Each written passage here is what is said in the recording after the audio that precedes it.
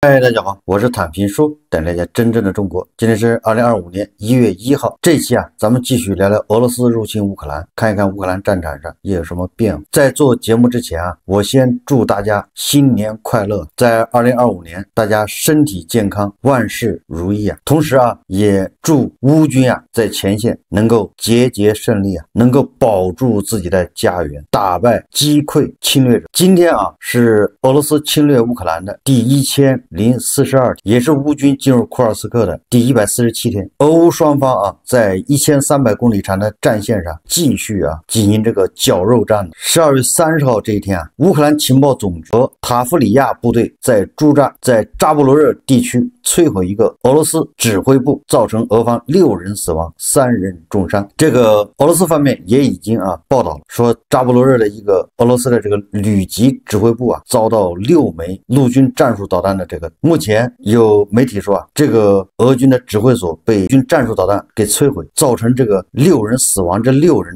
全部是指挥官，他们正在开会，其中还有3个人重伤。这说明第一个是乌军的情报非常准确，他们情报搜集能力那恐怕远远超过俄军俄军的这些指挥官开会他们都知道。第二个，他们的精准命击这个打击能力命中能力非常强，一发入魂2024年已经结束了，地堡老人要求俄军在2024年收复库尔斯克的梦想再一次落空。迄今为止乌克兰武装部队仍然控制库尔斯克774平方公里和74个定居点。普京原定于2024年9月底完全收复库尔斯克，目标未能实现后，先后将收复时间推迟到10月15号、12月31号和2025年20号，也就是在特朗普正式就任总统之前，务必要将乌军赶出库尔斯克。我们拭目以待根据这个福布斯的报道这个在库尔斯克和乌军作战的俄军的主力是俄罗斯海军第810海步旅，他们是4个月前奉命从乌克兰回撤到库尔斯克，在这儿阻击乌军犹如在库尔斯克战场，这个俄罗斯的海步旅810旅损失惨重。根据这个福布斯报道，受到重创的810旅要撤出库尔斯克，至少暂时要休整一段时间。根据报道这个810旅一共是2500多人，是俄军在库尔斯克反攻2支主要海军陆战队之一。他们在库尔斯克遭遇到的是乌军的第11军团，在乌军的第11军团打击之下，这个810旅损失惨重，所以急需要撤到后方进行休整。虽然普京请这个朝鲜军队来帮忙，但是司令官的队伍虽然能够徒手开砖能够表演油锤灌底、胸口碎大石，但是还是敌不过那个钢雨系统，还是敌不过无人机根据这个白宫发言人科比12月27号说朝鲜士兵在俄乌战争中伤惨重，但在过去1周，在俄罗斯库尔斯克地区就有1000名朝鲜士兵死亡或受伤，而这远远超过美国国务院此前所公布的数字。不光是俄罗斯自己的810旅损失惨重，连去助威的这个司令官的士兵都遭到了这个严重的打击乌克兰特种部队报告称，攻克了俄罗斯库尔斯克地区一个村庄。乌克兰特种部队第6团的游骑兵发起了进攻行动，在炮火打击兵道路后，攻克并清理了库尔斯克州的一个定居点。事实证明，除了俄罗斯军队外，朝鲜军队也驻扎在该村庄，又是一锅端根据这个战争研究所的说法说乌克兰武装部队总司令谢尔斯基上将很可能会发起对俄罗斯的第2次入侵行动。这个入侵打个引号他说乌军已经在切尔尼戈夫州集结了约1500万人15000人，超过了当初入侵库尔斯克的12000人，至少5个野战旅。这是战争研究所的说法。俄罗斯方面则声称说乌军将在未来的7天内派2万人在库尔斯克和别尔格莱德交界处发动突袭，也就是大家都在纷纷的揣摩这个乌军会不会在制造第2次库尔斯克行动，从哪里下手，可以说是防不胜防有人说在布安斯克，有人说在比尔格莱德，有人还说有可能要突袭克里米亚。总之让俄军啊非常头疼，不知道从何防起啊。这个乌克兰人啊再次创造了军事史上历史性的一刻。什么一刻呢？就是乌克兰人用潜艇啊居然击落了俄军的一架直升机，击伤一架。根据乌军截获的俄罗斯无线电通话记录证实，12月31号在黑海靠近克里米亚地区，乌克兰的马扎尔之鸟部队无人机在海上击落了一架俄罗斯米8直升机，并损坏了另一架。当时这2架直升机正在拦截乌克兰特种部队第13小组海上攻击无人艇。俄军的直升机发射了一枚导弹，这是人类历史上首次啊，也就是乌克兰的国防情报局特种部队第13战队的士兵啊，借助配备导弹的叫马古拉 V5 海上攻击无人船，也就是这个乌克兰人呢，把他的无人船叫马古拉5号，上面配备了导弹，用这个导弹击中了俄罗斯的这武装直升机，并且啊还击伤一架，也就是米8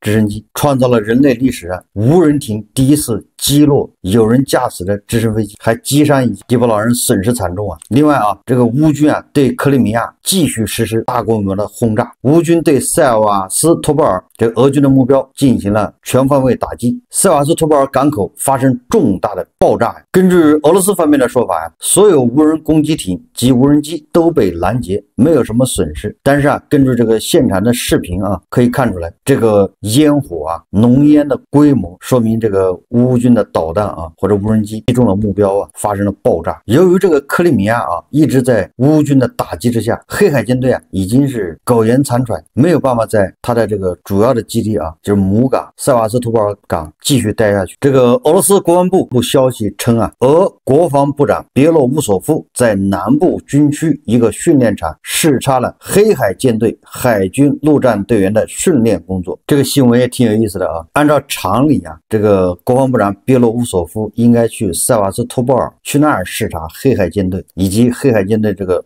海军的陆战队。结果啊，塞瓦斯托波尔已经待不下去了，只能跑到啊这个南部军区一个训练场看黑海舰队的海军陆战队训练工作。不可一世的黑海舰队啊，连他的母港塞瓦斯托波尔都不敢驻扎，都不敢停留。国防部长去视察，还得找到南部军区一个地跑那儿去，可见啊这个黑海舰队多惨。虽然别洛乌索夫亲自跑去打气啊，但是啊黑海舰队既然连母港都不敢待，黑海舰队已经不敢出动了，那他那个海军陆战队是干什么用的？所以只能啊把他们拉到前线去填线，先在这个南部军区啊找个地方训练训练，适应了之后啊赶紧上前线耗材。反正这个黑海舰队已经没什么事干了，在那纯粹是浪费。所以这个别洛乌索夫啊感谢了黑海舰队海军陆战队兵团人员在执行特别军事行动战斗任务中所表现出勇敢精神和英雄主义，并向突出表现的军人收入国家奖励。确实是啊，因为这个黑海的莫斯科号巡洋舰都已经沉到海底了，连旗舰都没了，这些黑海舰队海军陆战队的成员还在折腾啥呢？我们看看外交以及国际援助啊。12月31日，乌克兰财政部在官方社交媒体账号发布消息称，2024年乌克兰财政部从国际合作伙伴处吸引了417亿美元的外部。乌克兰财政部长马尔钦科表示，2024年这些资金使我们能够保障所有优先的社会和人道主义支出，包括养老金、教育、医疗卫生等部门工作人员工资、社会保障以及人道主义援助。其中啊，这个417亿美元的资金里面有30%是赠款资金，也就是送的、捐赠的。2024年，乌克兰最大的捐款方包括欧盟、美国、国际货币基金组织、日本、世界银行、加拿大和英国。什么叫一方有难，八方支援？什么叫慷慨解囊？根据五角大楼消息啊，说现任美国总统拜登执政期间，美国对乌克兰的军援总额已超过660亿美元。五角大楼在声明中指出，自拜登上任以来，美国已向乌克兰提供了660亿美元的安全援助。12月31日，丹麦、法国和立陶宛三国出资援助1.5亿欧元，用来发展乌克兰国防和建设工业。据乌克兰国防部最新消息，这笔钱主要用于招募军事技术人员，为乌克兰军队维修和升级武器，采购各种先进的防空系统等。根据这个德新社12月30日报道，克里姆林宫30日透露啊，除了匈牙利总理鄂尔班和斯洛伐克总理菲佐，俄罗斯总统普京基本上没有向其他西方领导人发去新年祝福。这下完蛋了，这个西方领导人没有得到普京的新年祝福。这2025年咋过啊？只有鄂尔班和菲佐两个人得到了普京大帝的2025年新年祝福啊。但是啊，这个塔斯社报道啊说，塞尔维亚的武西奇和这个土耳其的埃尔多安呢，他们后面啊也得到了这个普京的2025年新年的祝贺。没有得到普京新年祝贺的这些西方领导人，现在都是惴惴不安的，觉得非常失落。根据俄罗斯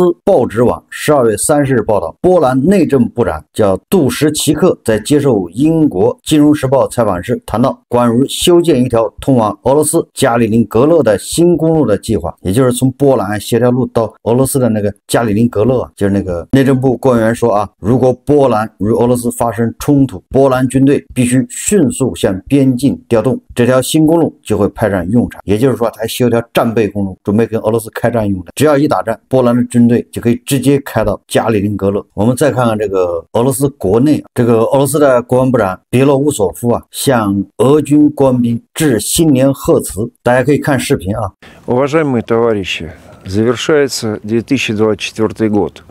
Он запомнится не только ратными подвигами и трудовыми достижениями, но и проявленной стойкостью наших бойцов, на долю которых выпало немало испытаний. На полях сражений в Донбассе и Новороссии они демонстрируют исключительный героизм и отвагу, отдают все силы ради мирного будущего нашей страны. Ваше мужество и преданность службе являются примером для всех. От всего сердца хочу поблагодарить семьи наших военнослужащих, их матерей, жен, детей, родных и близких, которые являются настоящей опорой, дарят любовь и заботу. Навсегда сохранив в памяти имена погибших бойцов, тех, кто до конца исполнил свой воинский долг, остался верен присяге и Родине. Сегодня, в Новый год, предлагаю поднять третий бокал за ребят, которых мы потеряли в ожесточенной борьбе с нацизмом и терроризмом. Наша святая обязанность – обеспечить достойную поддержку их родным. Хотел бы поблагодарить всех, кто вносит вклад в достижение целей специальной военной операции, волонтеров, добровольцев и общественников, тружеников оборонно-промышленного комплекса и народного ОПК. Наше единство и сплоченность – залог непобедимости России. И особо хочу поблагодарить ребят, которые сегодня встречают праздник на передовой, в боевой обстановке, вдали от семьи. Предлагаю всем поднять сегодня тост за тех, кто находится на линии боевого соприкосновения. 铭记2024不仅是因为战功如战绩，还因为我们全军官兵在面对重重考验时所展现出来坚韧不拔精神。看样子这个别洛乌索夫啊也没少喝啊，这个经济学家当国防部长也确实罕见。2024年整个俄罗斯啊，不仅国内重视目标遭到乌军的打击，炼油厂、这个飞机场、储油设施、交通枢纽，对吧？全面遭到乌军这个无人机还有导弹的袭击。俄罗斯的库尔斯克还让乌军给占了一大块。反观俄军啊，在乌克兰战场毫无建树啊，就是基本上没有什么亮，打到俄罗斯吐血为止，实在不行跑去朝鲜搬救兵，丢人已经丢到这份上，哪来的什么非凡的英雄气概，还什么大无畏精神？俄罗斯不仅这个军火炮弹缺乏，供应不上，对吧？从那个朝鲜买了500多万发炮弹，他的兵员也因为这个圣彼得堡以及莫斯科这些富裕地区啊，他没有办法去动员啊，他去征兵啊，